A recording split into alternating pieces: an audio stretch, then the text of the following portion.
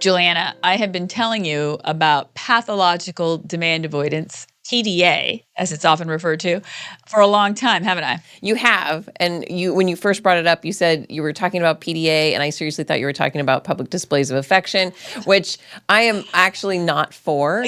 So I was very confused but I was excited to know that people were talking about it online and had strong opinions about it. But it turns out they were actually talking about pathological demand avoidance. Yes, and it has a very strong social media following, and I would dip into the group chats and I would marvel at some of the advice and how it was, on the one hand, saying that ABA, applied behavioral analysis, is the antichrist and should never be done with a child with a PDA profile.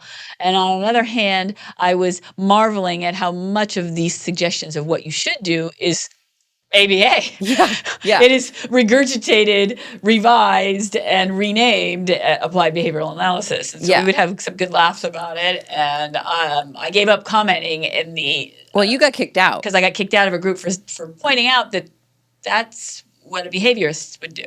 Yes. Right? So your opinion was not welcome. Was not, even though I support the idea of PDA and I support it as a profile of autism. But again, it's a function and feature of autism. Yeah. As any parent that has an autistic child has read the description of PDA has said, oh, yeah, that's my kid in a nutshell. Yeah. So what it is, so for those of you who are like me and did not know, so we, of course, wrote a paper about this. It's on our website at refrigeratormoms.com. And reading directly from our paper, PDA is broadly defined as behavior exhibited by autistic children who exhibit obsessive resistance to everyday demands and requests. So you can go to our version of a white paper and read more about it. Right. But basically, it is a feature of autism. Which is why we have titled this episode and our paper, Pathological Demand Avoidance, Autism by Any Other Name. Right. So it is a feature of autism, and it's on the DSM in the UK, but it's not recognized at all in the US.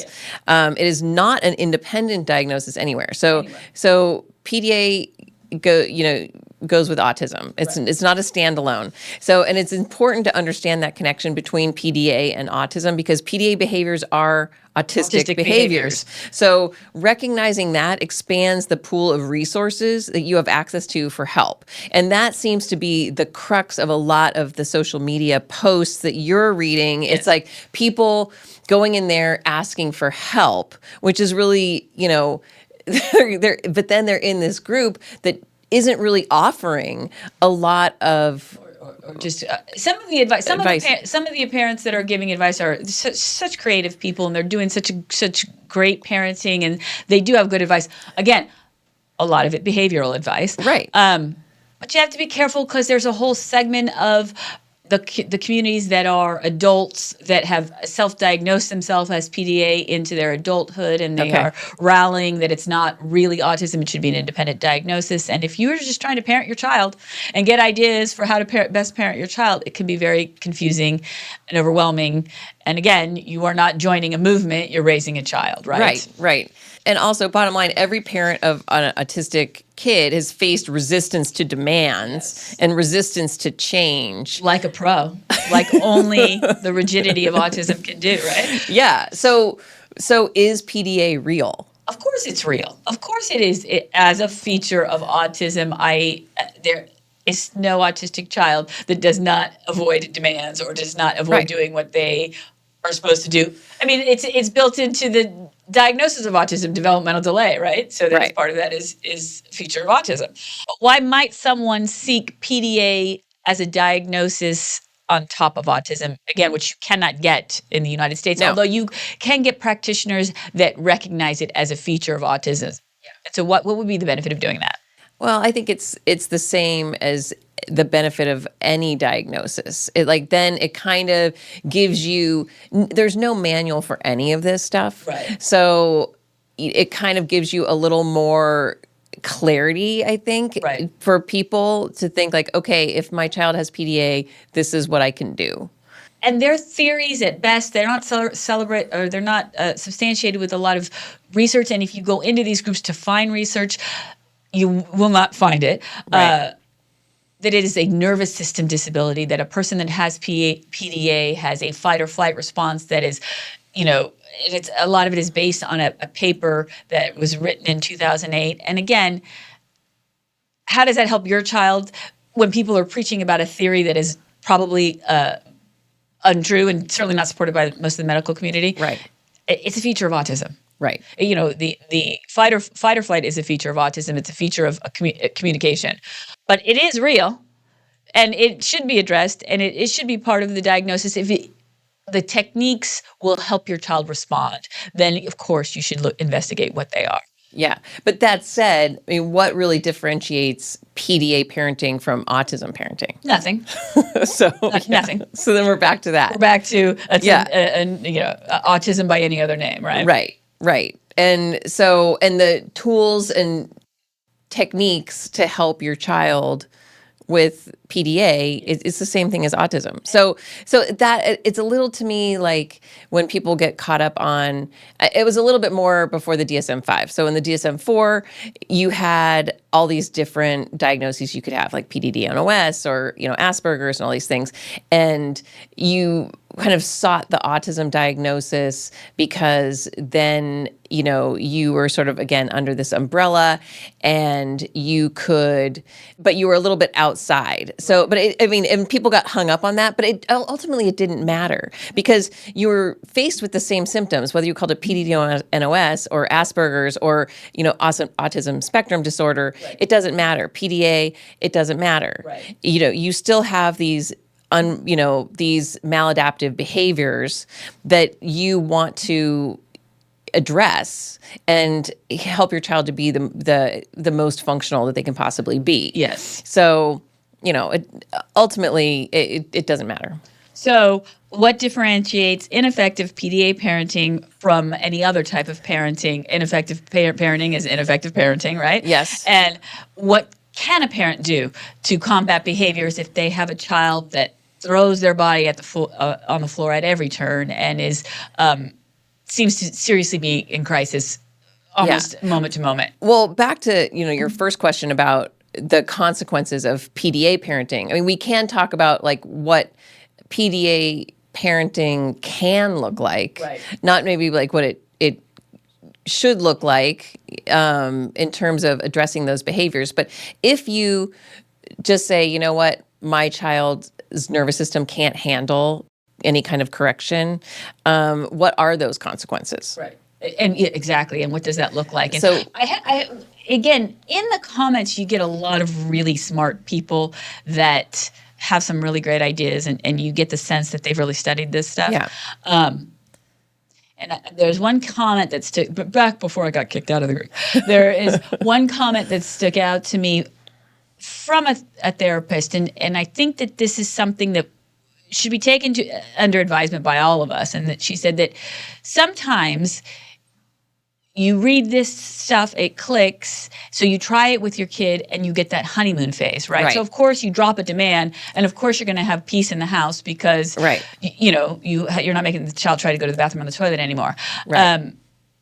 But then as time wears on, it goes from that was too big a demand to go on the toilet. Then pretty soon going to the bathroom at all becomes too big a demand. And so you start, chasing, wag the dog type of a thing. Yeah. And then they actually do regress in the long run because there hasn't been that consistency. There hasn't been that inch forward.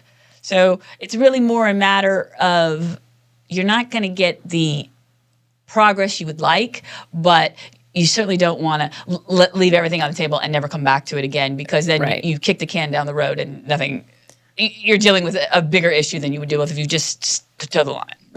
Right. So what can parents do to combat those PDA behaviors? The same thing that we can all do, yeah. Which, follow the advice of the people that know your child best. You're always doing research, right? You're always trying things and see what sticks. And again, if all that seems to be sticking is doing nothing, then you're going to have to push a little bit. You're going to have to push. You're going to walk that line between making them a little bit uncomfortable to move them forward and backing off so that they can have some breathing room and go slower, because they might just go slower. At the end of the day, it's all about what battles you're going to pick, right? Yeah. So you came to me with stories from social media, Yes. about PDAs. Like this topic is hot. So tell me about like the role that social media does play in sort of perpetuating the conversation or propelling the conversation about PDA. Well, so it's a conversation that's dominated by a lot of social media influencers that have, parents are overwhelmed. You and I have been there at midnight. You're scrolling. What do I do with this child? You had a really bad day. It was meltdown after meltdown after meltdown, and you're looking for ideas.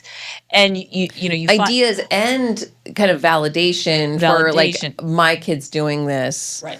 What are other people experiencing? And you go to the doctor and the doctor's got nothing for you. Yep. You go to the school and the school's got nothing for you. And so you turn for resources, and a lot of them are telling you it's not your fault. Your child has of course it's not your fault. It's never your fault, right? It's the hand we've been dealt.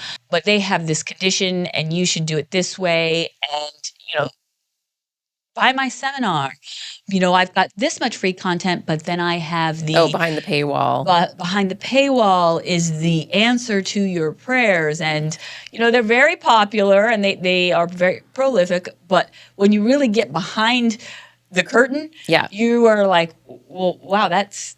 antecedent behavior consequence is all that is. So even though they're resisting ABA, they're actually offering ABA as a solution? Well, no, they don't call it ABA. So it's very clever. It's not a reward. It's a dopamine hit. Oh, dopamine hit. So you're not going to give your kid a sticker, because sticker charts don't work, because these kids have tried sticker charts and sticker charts don't work. So you're not giving them stickers. You're going to give them something else, because that's a dopamine hit. Okay. And isn't that clever? So it's not a reward. So this is the funniest story. I couldn't believe it. And I came to you and I was like, I cannot believe what I'm hearing. So this one very popular influencer that has a following, as far as I can tell, she's not a licensed therapist. Is she the one who kicked you out? No, I think that was a different group I got kicked. But she is not, as far as I can tell, is not a licensed therapist. Yeah. She talks about how she counsels hundreds of families. But how do you counsel families if you're not licensed? I still don't understand that. I have posed that question. And again, if you pose these questions, they'll just turn your comment off. Oh, okay. So I never got an answer. So you were kicked out, but you got your comment yeah, but off? I got I was silenced because I said, how do you counsel people if you're not a licensed counselor? Yeah. And again, the fundamental basis of understanding what autism is just not there, because it's not her area of study. Right. And she's got small children, so she's not even, she's still in the thick of it, right? So she hasn't even seen the consequences of kicking that can down the road. So she tells a story. Again, she's doing very well in her career because she's got quite a big following, and she's selling seminars and selling counseling to hundreds of families. Okay. And to get the kids to get in the car to go to school, because kudos to her children are able to attend school. Yep. She gives them a piece of candy every morning. Okay. And they get in the car with their father. Well, it's a hit of dopamine. You give a kid a piece of candy, an autistic kid, a piece of candy every day to get in the car. The kid's going to get in the car, right? Yeah. So if the kid doesn't get in the car for a piece of candy, then you just haven't found the right currency to trade him in. But this was good. It was working for her kid. But it wasn't a sticker reward incentive. No, it was dopamine. Straight up dopamine. Okay. Which, I get I get a high from a piece of candy myself. Yeah. So I get that. I'd get in the car for a piece of candy. So the one day she forgot to give him a piece of candy, they had a meltdown in the car because, of course, their routine was broken, right? Yep. And they had forgotten about it too, which that's a great thing. And one school of thought would have been to pull over to discuss how well they did by forgetting about the candy to begin with. Right, or don't even pull over, just keep going. Yeah. And then realize you're okay. Or were they freaking out? It was not safe. Okay. So it had escalated. Yes, pull over. They had to pull over. And so he just pulled over and got in donut holes. Okay. And that ha-ha to all the parents that say we're being indulgent. Ha-ha, because we gave them donut holes, but that was because they needed their dopamine. And I thought, well, first of all, the therapists that I work with said you never do something unexpected and expect anything but a meltdown, right? Like expectations and what the routine is, and you step outside that routine and you can expect a meltdown and whatever you got to do to rectify it. And, you know, they would have trained me to have a stash of candy in my purse. So that would have been what I would have tried to do. But there's no way if I had taken something away and pulled the rug out from underneath them, I wouldn't have gotten donut holes too. But her whole premise was that they wouldn't let you do that in any other version of therapy. And I was like, straight up, yeah, they would. Nobody that knows anything about autism would do that, number one. And so then, you know, I just or then you're just dealing with an autistic meltdown. Right. And then you've got to deal with that. So you've got two things. Are you staying at home because we had a meltdown over candy, or are you throwing donut holes at him? But what she never got to was what happens tomorrow morning. Right. So do we go back to, are we able to transition back to candy, or does it got to be donut holes every day now? Right. So is that now, is donut holes the new version of dopamine? Right, but it's all dopamine. It's all dopamine and not a reward. Okay. So when you challenge that thinking that, you know, what you're doing is really a form of ABA, like what's the argument that no, it's not? I don't know, because I never got an answer. Because they turn off your comment. So if you have a 3-year-old that is, and you don't know anything about ABA, and my comment about how is this different than a sticker chart, I mean, it's a sugary sticker chart, or this is an incentive, how's that different? You're not going to see that comment, and but you do get the sense that parents, that the wisest of parents that are there for ideas and ideas only, you do get the sense that they're listening. They're listening, right? I never got a good answer, and I can't believe it, right? And then there's a lot of this, what's going on in their lives. You know, they'll talk about these explosive meltdowns and attacking family members, and what's going on. So they're looking for an antecedent. An antecedent, right? Hello, that's an antecedent, right? Right? Yeah. I mean, you know. Yeah. So. Of course, PDA is real, but of course, the advice is right here, good old-fashioned behavioral science, right? And autism by any other name, solutions by any other name, right? Don't call it reward, call it dopamine. Right. Well, so since you are in the habit of commenting on social media. No, I gave up on that because I got sick of having my comments being silenced. So you're just like, I'm out. Like, you guys can just figure it out for yourselves. You're on your own. Well, okay, but if those people find themselves here, we can tell them what we would do if we were in some of these similar situations. So this episode of Refrigerator Moms is brought to you by Brain Performance Technologies. Brain Performance Technologies is a specialty mental health clinic that offers magnetic resonance therapy, or MERT, for autistic people aged 3 or older.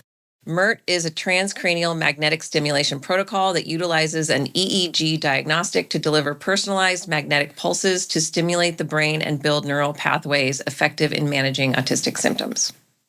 We were talking about this, and in our papers on our website, we have more what would we do scenarios. But the one we really wanted to talk about is the biggest one, and it's what, you know, what do you do if you're not sure which battle to pick? Picking your battles, and that's really probably the best advice of PDA is to pick your battles. You get stuck with wanting them to move forward, and you get nervous all the time. They're not progressing. They're below reading level. They're below developmental level, and it's very upsetting. Pick your battles. So you always come back to that center. What is the battle? What hill am I going to die on? What I'm kicking the can down the road to what? Right? What is the ultimate? If all goes wrong, I will be here. If all goes right, I will be here. Which battles do you pick? And so parents need to always be thinking about that. And I think one of the things that we don't like the most about the PDA advice that's out there is that it tends to isolate parents. Yeah. They've got their social media echo chamber that they could turn to, which, you know, get off there, you know, because you've got parenting to do, right? So they've got their social media echo chambers that aren't giving them a full view of parenting, and then they can't do ABA that's available to them. They can't do, you know, the kids sometimes can't go to school. So it's just mom, a lot of times dad's got to go to work, and a lot of times it's mom that is there in the house, the primary alone. caretaker alone. Yeah, in yeah. it, and it's very isolating, and never turn down a fresh set of eyes, right? Yeah. So that's the kind of the first thing that we are going to say, that you should, any advice that leads you to more isolation, take with a grain of salt. Right. That's the first thing. So when picking your battles, what does the end look like, right? What you're kicking down the can down the road. What does the end of the road look like? Are you creating a bigger problem later if the child doesn't outgrow it? Yeah. Yeah. But in determining that, I think, we kind of honed in on what to look at first. Number one is safety. Right. So when you're determining which battle to pick, obviously, number one is safety. If your autistic child, if there are siblings in the house, if they are unsafe, if you yourself are getting unsafe. I know, when my son was at his most physical, obviously it was getting unsafe for his younger brother, but also he was getting big, and it was getting, I was starting to worry about my own safety. Yes. If he continued to be that physical and grow at the pace he was growing, there was no way I was going to be able to handle that. So safety, number one. And that comes up over and over. The meltdowns are violent. And of course, well, what's going on? I've reduced demands. There is no demands. He sits on his iPad 8 hours a day. And you're still getting those and you're meltdowns. still getting those doses. So yeah. So that's not working, number one. That's going to tell you that if you're still getting those meltdowns and you are, not pushing back on any of that, trying not to modify that behavior, that's not working either. Yeah. So, I mean, where safety is concerned, that's a battle you pick, and you pick that battle, and you look at every single philosophy, every single resource in your arsenal. Don't worry about what you call it. It could be ABA, it could be anything, but if it is a resource that you have available, you should try it, because what you're doing is not working. Right. Medication, restraint, there are versions of restraint that are ethical and safe. Yes. And frankly, you need to know before your child gets too big, a safe space. I saw this one commenter. Again, some of the parents are really doing incredible things with their kids. A cuddly box or something, but it was really cool, and it was just basically a safe space to put the child. Now you can't do this when your kid gets too big, but hopefully if you start it when they're really small and you put them in their cuddly box, box. I like that. Is it like I've seen advertisements for those dog beds for humans? Is it that? A little bit. It does look a little bit like that. It's kind of a compression, but it's just a safe space to put them when their bodies are rebelling and they're just not safe. Yeah. But you might need that for a couple of years, right? And that what does that look like in your family, in your situation? A cuddle box, I think it's called. Do it now, so that you get a routine of, I'm headed towards a meltdown. This is where I need to go. Yeah.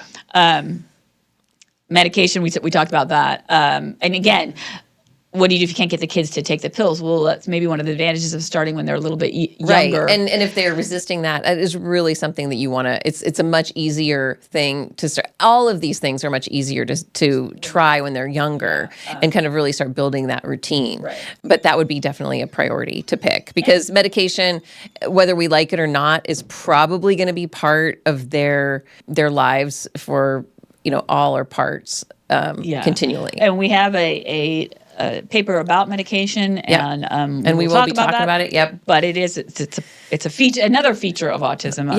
Is medication. So make peace with it. If you've got a child that's prone to violent meltdowns. Also, beyond the safety, I know the second thing we would look at is an issue of basic functioning. And I know some of the top ones are sleep for sure. So it's really interesting, because a lot of people whose child is having trouble sleeping, there's a lot of co-bedding, sleeping with the parents, all this stuff.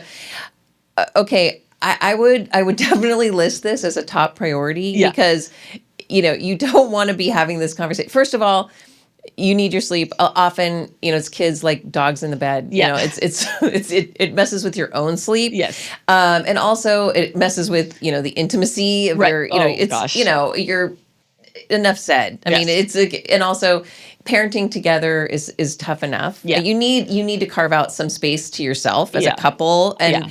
and then also, you don't want to be, dealing with trying to wean your kid out of your bed when they're dealing with college applications.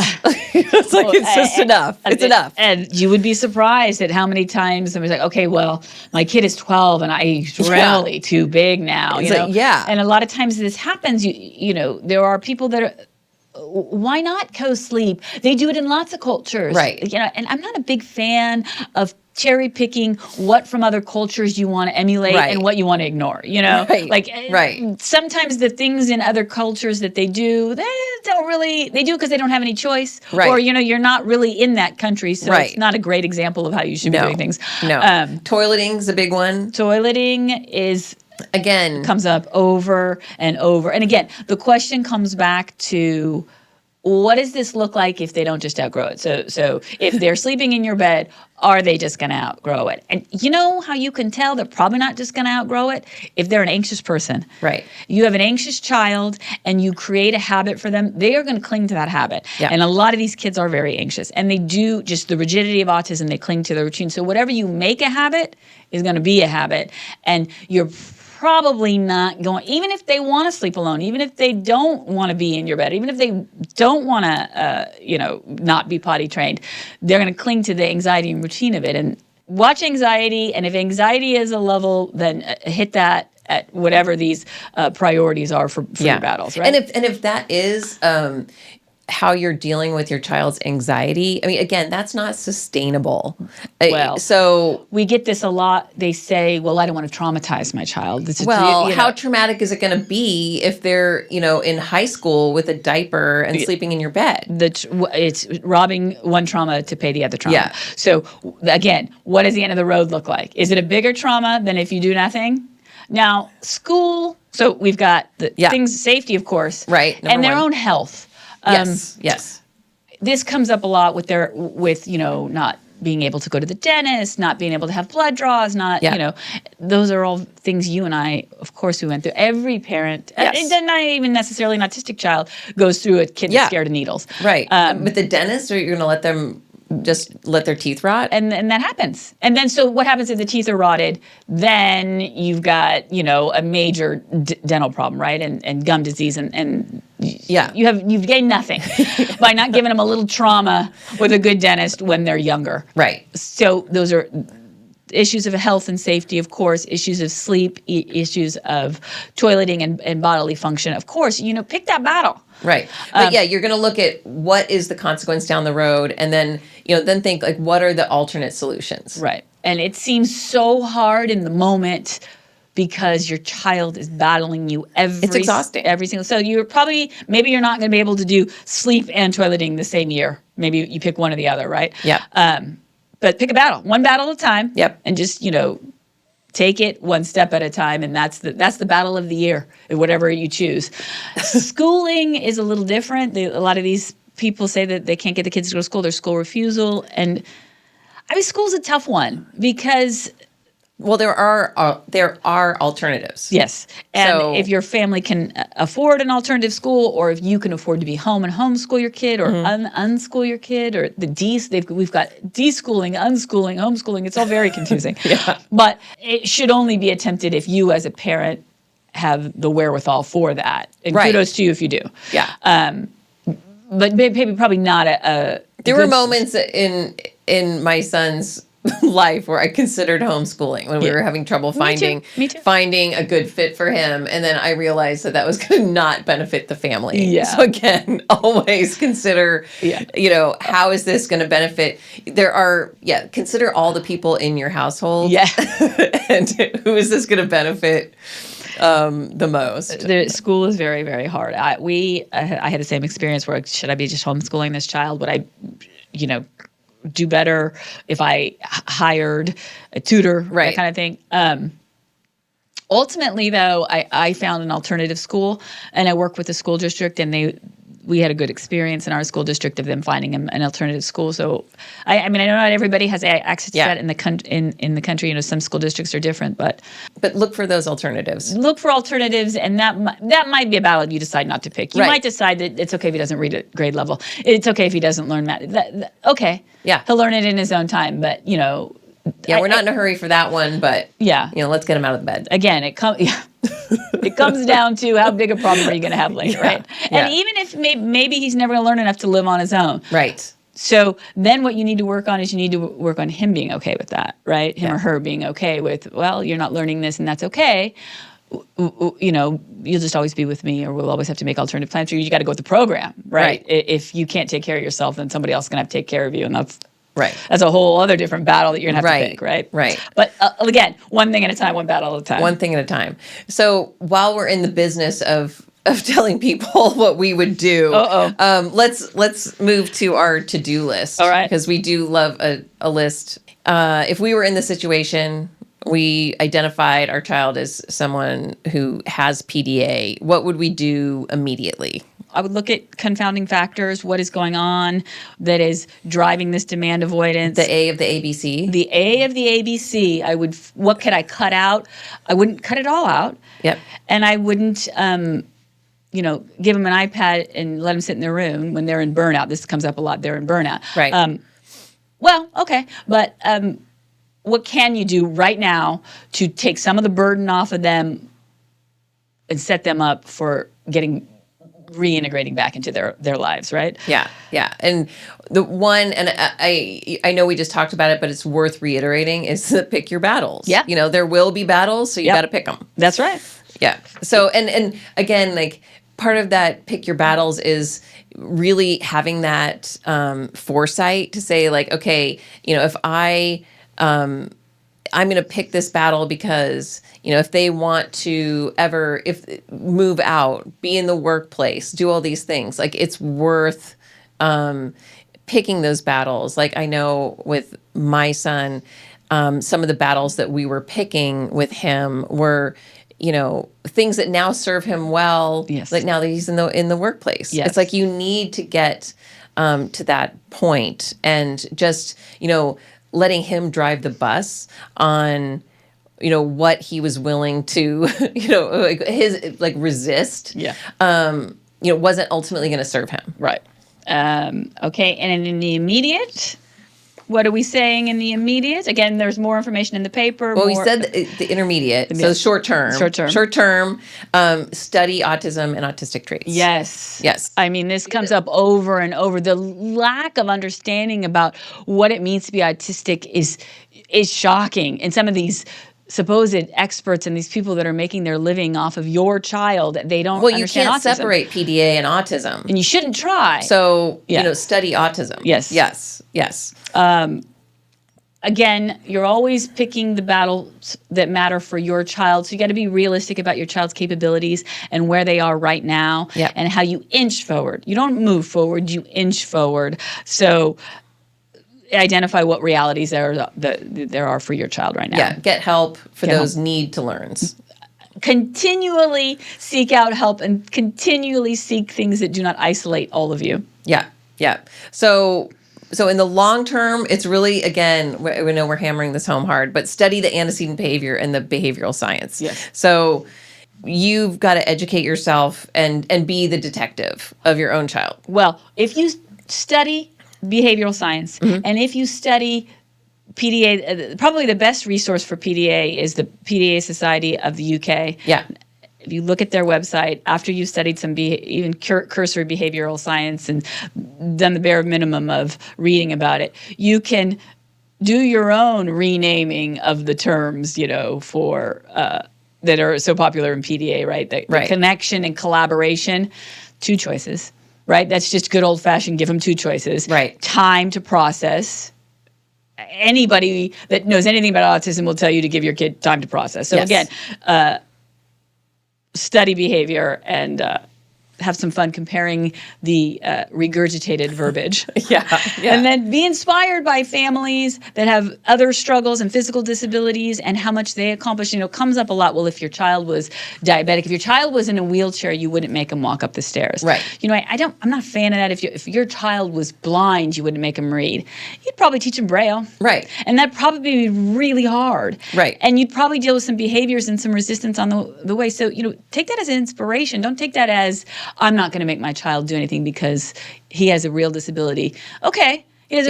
Disability is by nature traumatic, and disability is by nature hard work. So if you believe that your child is disabled, then you sign on for a lot of hard work. But it doesn't mean you just go, oh, well, don't do it. Right. So, and it's certainly don't take the name of blindness and physical handicaps as a reason not to make your child do something. Right. Building on that, we go to blocked, and that kind of leads us to our first blocked one is don't diminish like physically disabled people's accomplishments and functioning for the purpose of evaluating your own child's abilities. Yes. So it's the other side of that coin. Yes, absolutely. And then don't self-diagnose or diagnose I see this a lot of times. My child not yet diagnosed. Right. Well, stop right there. Or it's like, oh, I'm planning on diagnosing. You see that a lot. Yes. Or we're on a waiting list, and I get that. I get it. So you're But you have a hunch, or you think, or you're going to, or maybe self-diagnosing. Yeah. I just take that with a grain. You're not there yet. So don't do that in exchange for talking to professionals. And of course, we see this over and over and over. And this is great that I saved a quote from you. I thought that you would get a kick out from one of these social media influencers, because her suggestion was to get help. Oh, that's a good one. Yeah, get help. It should be PDA informed help, but get help. Right. See, that's revolutionary. I know. Get help. Good idea, right? It is a good idea. But when you're limiting the set of resources to help that would help, and don't be afraid that it's going to make your child any worse. It's not going to make your child any worse unless it's not clicking. And then if it's not clicking, find someone else. Yeah. Right. I do think this one's funny, because our final to-do is to, well, this one isn't funny. Don't join those social media echo chambers. But, and don't take their advice from social media. But I say it's funny because we're here giving some advice. Yeah. But our advice is to take your own advice. Like, listen to yourself. Like, your family, do your research.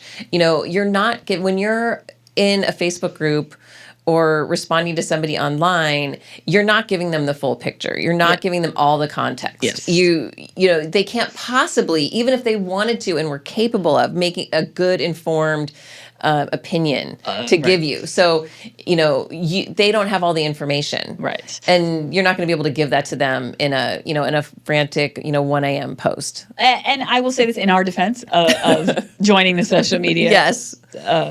Echo chamber. That's why we have these papers, because we have been there at midnight, and when we were looking for ideas, and we always talk about that. What is the idea? What ideas do you have? Because it's really all you've got is something you can try. The whole scientific method that we are going to talk about later. Yeah. These papers are designed for you to launch some of your own ideas, and they're cited. There's bibliographies. We are not saying that you should do what we say. We are saying, here's an idea. Go hunt it down for yourself. Right. See if it fits. Because not everything out there is going to fit everybody's circumstances. And we are certainly not asking you to pay us for these papers. No, not behind a paywall. Yeah. So why is it important to have this conversation? Well, no matter what you call it, parenting is hard, and parenting of an autistic child is extremely, extremely hard. Yep. You need ideas, you need resources, you need help, and you want what's best for your child. So this conversation is designed to help you get as complete view of all of these possibilities for your child as possible. Yeah. So, and PDA is having this moment on social media. And we just want to emphasize, how important it is to look into these new terms. This wasn't around when our kids were growing up, when they were little. And so, look into these without forsaking the old ideas. Sometimes, an old idea is still a good idea. 100%. Or it's still an old idea. It's just got a new name. Yeah, that too. It's not a reward. It's a dopamine. Yeah, that's right. Well, I think it is really important to also just stay informed about what is happening out there and what people are doing. And, we're all still struggling with the same thing. Yes. No matter what you call it. Yes. Thank you for listening to this episode of the Refrigerator Moms. We have a free download that includes a full list of practical to-dos we shared in this episode on our website. The paper includes additional what would we do's and background information on everything we talked about today. Find it on our website, refrigeratormoms.com, where you will also be able to sign up for our newsletter. We'd love to hear your questions. Send them in along with your future podcast topics by connecting with us on your favorite social media. Thanks for listening. Please note that the information provided in this podcast is for informational purposes only, and it is not intended to be a substitute for professional medical advice, diagnosis, or treatment. Always seek the advice of your physician or other qualified healthcare provider with any questions you may have regarding a medical condition. Never disregard professional medical advice or delay in seeking it because of something you have heard on this podcast. The opinions and views expressed in this podcast are solely those of the hosts and guests. Any recommendations or suggestions made are based on personal experiences and beliefs and should not be taken as definitive advice. It's important to consult with appropriate professionals for personalized guidance. A full list of citations and sources for this episode can be found in our refrigerator paper available on our website.